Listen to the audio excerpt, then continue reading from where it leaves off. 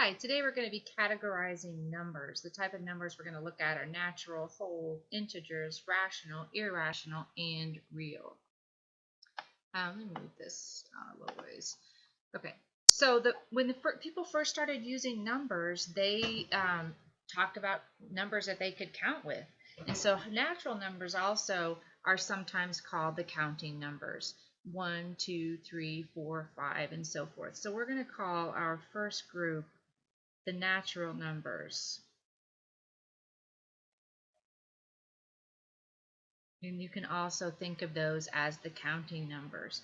So the natural numbers made sense. People wanted to count the number of chickens they had in the barnyard, etc.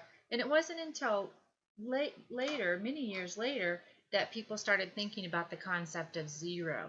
Zero wasn't really necessary. If you didn't have anything, why were you counting it? But when you add in that concept of zero, then you have whole numbers. So the way this chart works is that if it's inside the box, it's included. So whole numbers, not just zero. Whole numbers include all of the natural numbers and zero. So if you talk about a whole number, it could be anything that you count with as well as zero. And then we have integers. Now integers are the opposites of the whole numbers. And so we think of integers as negatives. The negatives of all of those whole numbers, and those are then integers. So when I'm talking about the integers, I'm talking about all of the numbers that we count with and zero, and all of the opposites of those natural numbers. So 1 and -1, 2 and -2, 3 and -3, and so forth.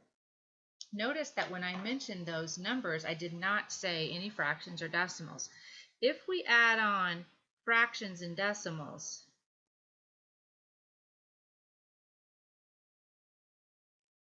then we have the rationals. Rational numbers are most of what you probably use day to day. Positive, negatives, decimals, fractions, that's pretty much what we use are the rational numbers. However, equally large group would be irrational numbers. In fact, it's a larger group, if I really want to say. If we were to put all of the numbers in the universe in a box and we just started drawing them out, then we probably would never draw any rational numbers. We'd draw irrational numbers. There's so many of them. We just keep drawing irrational numbers for the rest of our life. A very famous irrational number is pi. Another irrational number could be the square root of 2 or the square root of 13. What makes them irrational numbers? Well, they are non-repeating, non-terminating decimals. So they never repeat and they never end. That's what makes them irrational. We can't find a pattern for pi. It goes out to 10 million digits or whatever, and we still can't discern a pattern that it repeats or that it terminates. Now, does that mean it doesn't? Well, maybe we just haven't found it yet. All the rational and irrational numbers make up the real numbers. So when we talk about real numbers, we're talking about, and here's a symbol for real numbers. When we talk about real numbers, we're talking about all of those things. If you have the number 7, it's a real number. If you have pi and all the irrationals. A couple of things to mention. I had the square roots in there, but I could have the square root of, let's say, 11. The square root of 11 is irrational. And it's also real. All of them are real. But if I have the square root of 16, well, the square root of 16 can be simplified to be exactly 4.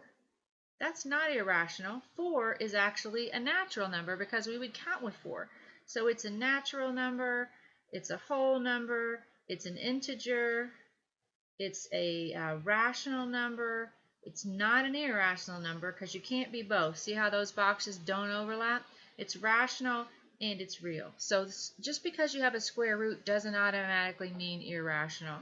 0 would be a whole number, But also, it's contained within the integers, it's contained within the rationals, and it's also a real number. Everything's a real number, okay?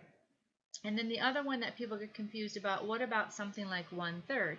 Well, 1/3 is 0.3 repeating, 3333333. But that is repeating. Irrational numbers are not repeating. So because it repeats, it's a rational and it's a real.